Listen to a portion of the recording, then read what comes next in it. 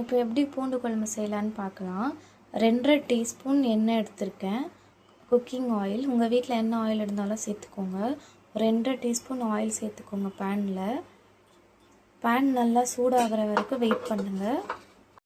இப்போ எண்ணெய் நல்லா சூடாகிடுச்சு. நம்ம எடுத்து வச்சுருக்க கடுகு, கருவேப்பிலை, சீரகம் இதெல்லாம் சேர்த்துக்கலாம் உள்ள. இதெல்லாம் சேர்த்துட்டு ஃப்ரை ஆகிற வரைக்கும் கொஞ்சம் லைட்டாக வெயிட் பண்ணிவிட்டு அப்புறம் நம்ம பொடியாக கட் பண்ணி வச்சுருக்க பூண்டு இதுக்குள்ளே சேர்த்துடலாம்.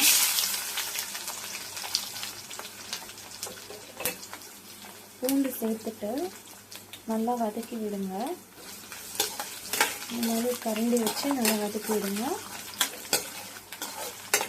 கொஞ்ச நேரம் அப்படியே விட்டுருங்க. ஏன்னா இந்த எண்ணெயில் நல்லா பூண்டு பொரிஞ்சாதான் நல்லா டேஸ்ட்டாக இருக்கும் பூண்டு குழம்பு. ஸோ கொஞ்சம் நேரம் அப்படியே பொரிய விட்டுருங்க. இப்போ நம்ம பூண்டு நல்லா ஃப்ரை ஆகி வந்துச்சு. கலர் பாருங்கள், கோல்டன் ப்ரௌன் ஆகிடுச்சு. ஸோ இந்த ஸ்டேஜில் 2 வெங்காயம் வெட்டி வச்சுருந்தோங்க, அதை உள்ளே சேர்த்துக்கலாம்.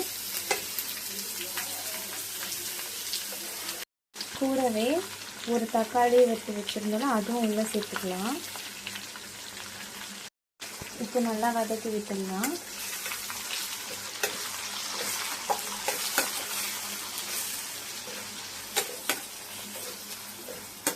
இப்போ நல்லா மிக்ஸ் பண்ணிவிட்டு நல்லா வதக்கி விட்டுட்டு கொஞ்சம் ஃப்ளேம் லோவில் வச்சுக்கோங்க. அந்த டைமில்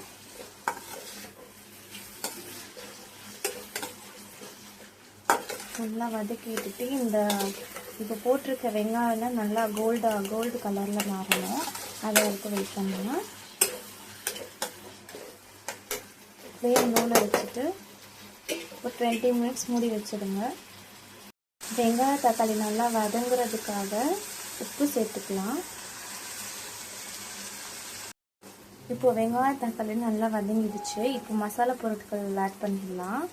ஸோ நான் காட்டினால மிளகாத்தூள், கலந்த மிளகாத்தூள், தனியா, மஞ்சள் இது எல்லாமே சேர்த்துக்கலாம்.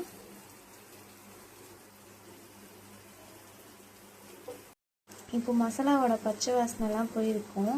இப்போ நம்ம கரைச்சி வச்சுருக்க லெமன் சைஸில் புளி எடுத்தேன்னு சொன்னால அதோட தண்ணி இதில் ஊற்றிக்கலாம். இதை நல்லா இப்போ ஃப்ளேமை லோவில் வச்சுருந்தோம்ல, இப்போ ஃபாஸ்ட்டாக வச்சுட்டு ஃப்ளேமை பாருங்கள். ஃப்ளேம் நல்லா ஃபாஸ்ட்டாக இருக்க பாருங்கள். இப்போ நல்லா அதை கொதிக்க விடலாம். இப்போ ஒரு கரண்டி வச்சு நல்லா இந்த மாதிரி மிக்ஸ் பண்ணி விடுங்க.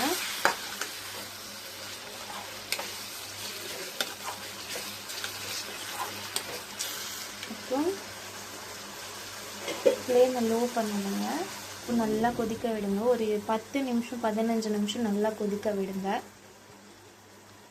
குழம்பு நல்லா கொதிச்சிடுச்சு. இப்போ எண்ணெய்லாம் மேலே வந்துடுச்சு பாருங்கள். அவ்வளோதான், நம்ம டேஸ்டான பூண்டு குழம்பு ரெடி ஆகிடுச்சு. இதை இப்போ நம்ம சர்வ் பண்ணிடலாமா? சூப்பரான பூண்டு குழம்பு ரெடி ஆகிடுச்சு. அந்த பிக்சர் தான் நான் போட்டிருக்கேன். செம்ம டேஸ்ட்டாக இருந்துச்சு. சுட சுட சாதத்தோட செம்மையாக இருக்கும். கண்டிப்பாக நீங்கள் ட்ரை பண்ணி பாருங்கள். பிடிச்சிருந்தா சேனலை லைக் பண்ணுங்கள், சப்ஸ்கிரைப் பண்ணுங்கள்.